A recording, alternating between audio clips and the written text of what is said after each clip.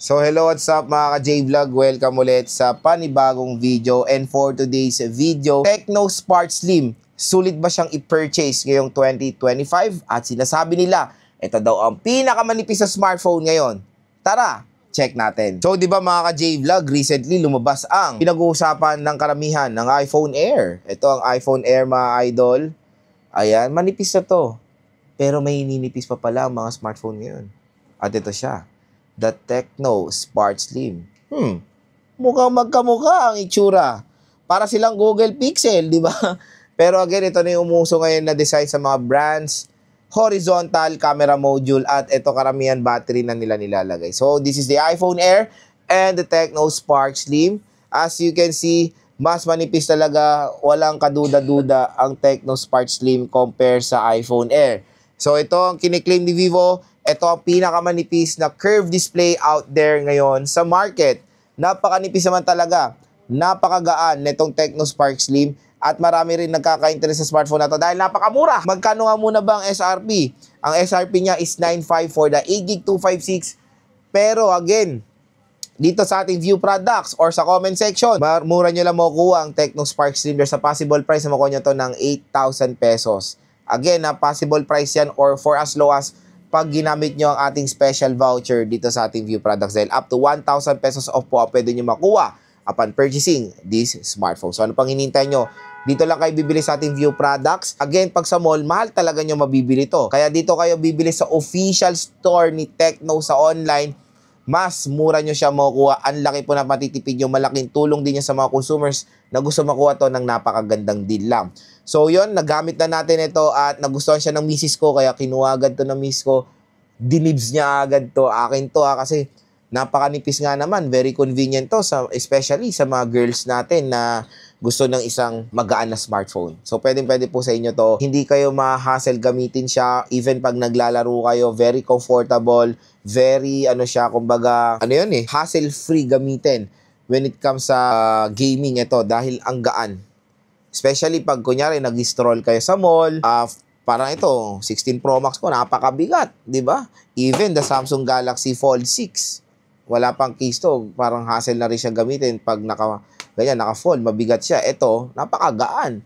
Kaya okay na okay siya gamitin for that kind of scenario na gusto nyong mag-cellphone ng pag naglalakad, ganyan na magaan lang, kumbaga. So, yun ang ating first reason. So, yes, napakasulit niya rin doon sa ganong perspective, pagiging lightweight niya. Ayan yung isang pineflex ni Tecno dito or minamarket ni Tecno. Napakanipis lang ng device na to. And tingnan nyo naman ng design. The design is very, very eye-catching. Ito, lobat kasi, pero umiilaw to. Umiilaw yan na para siyang si Baymax. Napakaganda. So, tinatawag nila yung mood light ba yan? So, yun, very eye-catching pag ginagamit ito. Makikita na may ibang kusunod. Ano yung umiilaw-ilaw doon sa cellphone nung pogi na yun, di ba? Mga ganun. So, kumbaga, the design, para siyang muka. Ayan, para siyang robot na maliit or tinatawag ko itong Baymax talaga. Next is yung chipset. So, the chipset is the MediaTek Helio G200. Isang bagong 4G chipset ngayon ni MediaTek na hindi po mabagal yan. It can handle games din naman. And nung naglaro tayo dito so far ng ML, COD, kaya naman.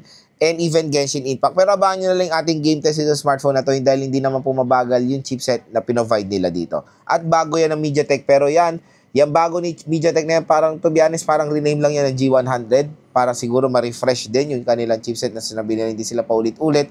Pero pag ididig nyo further yung kanyang specifications, very identical lang din sa G100. Pero mabilis din naman yun. Siyempre, ang isang napaganda rin dito sa Tecno Spark Slim, yung kanyang display. Ito yung minamarket din ni Tecno dito, curved display for an entry-level smartphone. Hindi lang yan.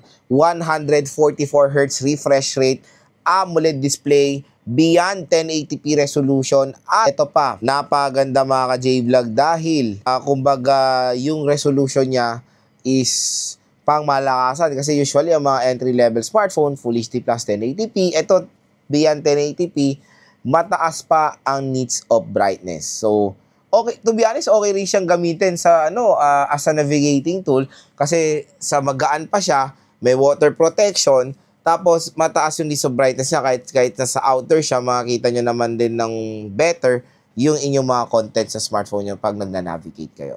So, yun yung isa rin maganda dito sa smartphone na to or buying factor nyo sa smartphone na to, yung kanyang display. Kaya maganda manood dito at maglaro dahil kumbaga when it comes sa color accuracy, napaka taas or napakaganda.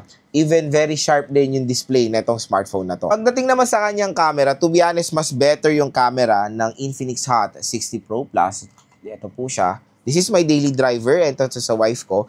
Ito is meron kasi, for me, mas better ang camera performance ng Infinix Hot 60 Pro Plus na hindi tayo nag-focus gaano dito sa Tecno Spark Slim. Yun yung napansin ko. Pero again, when it comes sa quality naman, quality not comparing, maganda rin naman yung mapoprovide na camera quality nito, especially the front-facing camera rin naman. At ito yung nagugustuhan ko sa mga Tecno smartphone. Meron silang AI capability, especially yung sky shop. Kumbaga, kunyari may scenery, tapos medyo pale yung sky. Pwede nyo pagandahin yan via sky shop. Pwede nyo na agad paggabihin, lagyan nyo ng aurora borealis, or lagyan nyo ng malaking moon, di ba? Maganda siyang kumbaga, for posting sa social media.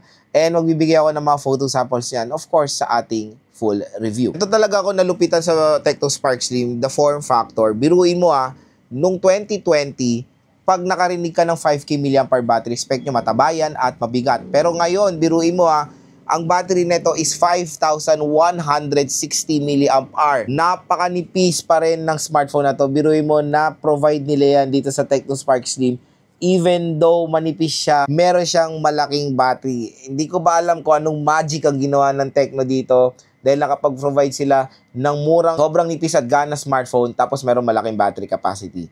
So makunat din ang battery nito dahil of course 5,000 mAh siya at hindi lang yon, fast charging pa siya, 45 watt fast charging din ang pwede ma-offer ng Tecno Spark Slim. At ang maganda doon, the material is not cheap dahil fiberglass material na ang nilagay nila dito sa Tecno Spark Slim, hindi po siya polycarbonate. So, syempre, mas lighter material, syempre, nakadesign to for lightweight Lighter material din ang ginamit nila, fiberglass na po ang likod nito. Ayan napaka-solid.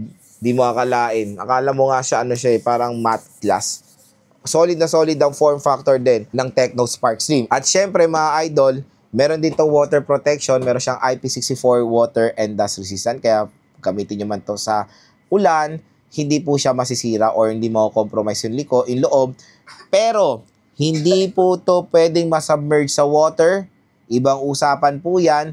Pag nasubmerge sa water at ginamit niya for underwater shot, doon talaga may masisira yan dahil hindi siya IP67 or 68. 64 lang siya. So, meaning, pwede lang siya matalsikan ng tubig with certain kind of pressure. Baga, yan nga, splash resistant lang siya talaga. So, yun mga ka-J-Vlog, yes, sulit na sulit ang Tecno Spark Slim. Yan po ang ating 5 reason. So, ayun mga ka-J-Vlog, definitely, sulit na sulit itong Tecno Spark Slim.